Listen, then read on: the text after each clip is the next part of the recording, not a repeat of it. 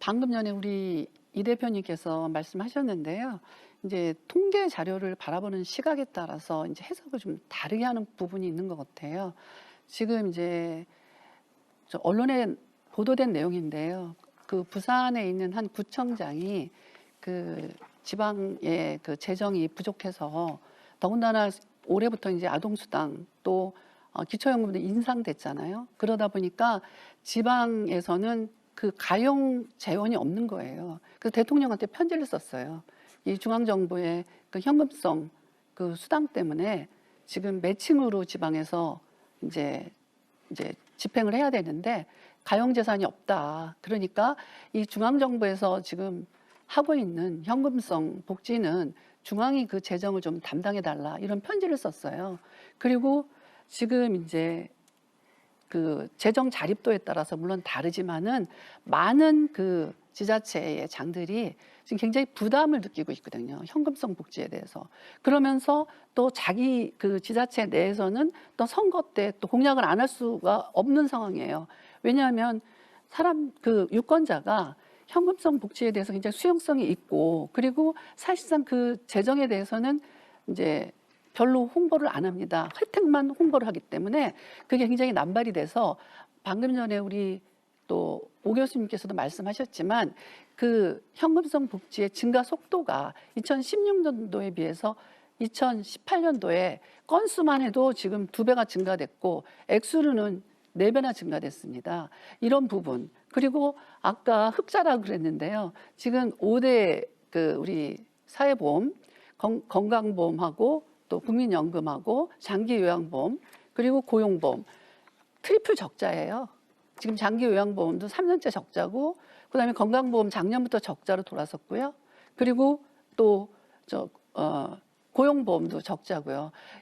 또 그동안 적립해놨던 지금 기금도 다 까먹고 있거든요. 이런 상황에서 재정을 고려 안 할 수가 없고요. 그게 남아 돌아가기 때문에 그거를 풀어야 된다. 그거는 저는 동의할 수가 없고요. 그리고 또 이 복지란 건 한 번 주기 시작하면 끊을 수가 없어요. 현금성 복지는 더군다나 법정으로 지급하게 돼 있기 때문에 뭐 경기가 안 좋거나 아니면 재정이 안 좋아도 할 수 없이 지급 이렇게 풀을 수밖에 없는 상황이에요. 그렇기 때문에 굉장히 신중해야 되고 또 오 교수님도 말씀하셨지만 이게 마약과 같다.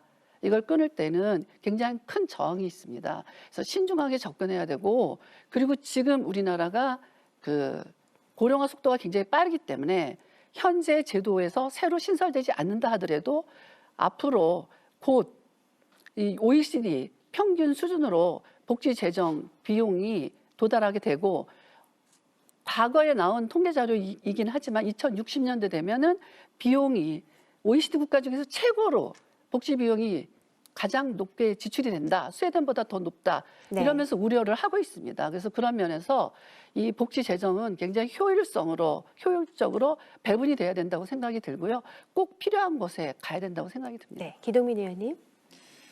현금성 복지가 마약과도 같다. 그리고 워낙 공포를 자극하셔서 웬만하면 자료를 활용하지 않으려고 했는데 이 자료를 제가 한번 보여드릴게요. 작년에 2019년도 예산안 심사를 했던 과정에서 나온 자료입니다. 한번 제가 읽어보죠. 임산부 30만 명의 토탈 케어 카드 200만 원 지급, 출산 장려금 2천만 원 일시 지급, 아동수당 소득에 관계없이 초등학생 6학년까지 확대, 3년 안에 월 30만 원으로 인상하겠다고 그랬어요. 청소년 내일수당 신설, 중학생 월 20만 원 지급하고 3년 내에 중3까지 확대하겠다고 했습니다. 대학 비진학 청년을 위한 교육수당 바우처 신설하겠다고 했습니다. 토탈하면 한 10조에서 20조 정도 들거든요. 이 주장이 어디 당의 주장인지 아십니까, 교수님? 교수님, 제가 알기로는 지금 자유한국당의 경제대전환 특위위원장 하고 계시는 걸로 알고 있는데요. 자유한국당에서 주장한 내용입니다. 현금성 복지입니다. 현금성 복지를 강화하는 정도가 아니라 엄청나게 살포하자는 그런 얘기예요. 제가 보기엔 이런 것이 포퓰리즘이거든요. 근데 지금 오정균 교수님이나 김승희 의원님은 작년에 주셨던 말씀과는 전혀 정반대의 말씀들을 하고 계세요. 1년 만에 저는 입장이 바뀐 것인지 한번 되묻고 싶고요. 논점을 좀 좁혔으면 좋겠는데요.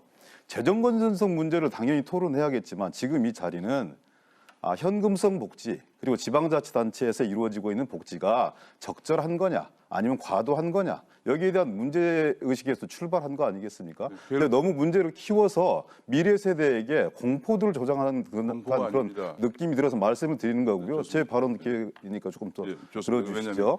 그러니까 지금 작년 이제 2018년, 2019년 지방자치단체 광역단체를 제외한 지자체 뭐 현금성 복지에 대해서 주로 얘기하자고 했으니까 한 930개 정도가 되는데 그중에 한 730개 정도가 새로운 사업인 거죠. 그중에 한 70% 정도가 현금성 복지예요. 그게 한 2,200억 정도 된다고 나왔습니다. 그러면서 말씀 주셨듯이 공로수당, 아기수당, 출산수당 이런 부분들의 문제의식들을 접근해 나가고 있는 거예요.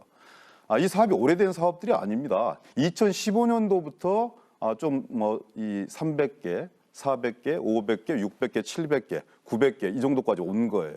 이제 걸음마 단계를 띄고 있는 거죠. 그래서 현금성 복지가 과연 금방 교수님께서 말씀 주셨던 것처럼 나라를 망하게 하는, 지방정부를 망하게 하는 정도 수준까지 가고 있는 것이냐 이걸 먼저 따져봐야 된다고 생각합니다. 좋습니다. 이제 발걸음을 띄고 있는 이런 문제들에 대해서 그리고 정책 효과가 과연 선심성인 건지 아니면 적절한 것인지에 대한 평가가 나타나지도 않았는데 그걸 가지고 지금 이렇게 말씀 주시는 건 너무나 과하다는 생각들이 들어서 저는 차분차분하게 한번 따져볼 필요가 있다. 그래서 현금성 복지라 하더라도 그것의 성격상 현금으로 지급되는 것이 타당하다고 생각되면 현금으로 나가는 것이고요. 그렇지 않으면 현물 서비스로 지급되는 게 맞다고 생각되는 겁니다. 근데 너무 과도하게 지금 프레임을 짜놓고 마치 부자에게 이 돈이 지급되는 것은 투자고 가난하고 소외된 사람들에게 돈이 지급되는 것은 뭐 낭비다. 이렇게 이 뉘앙스가 오는 듯해서 좀 발끈해서 말씀드렸습니다. 좋습니다. 제가 두 가지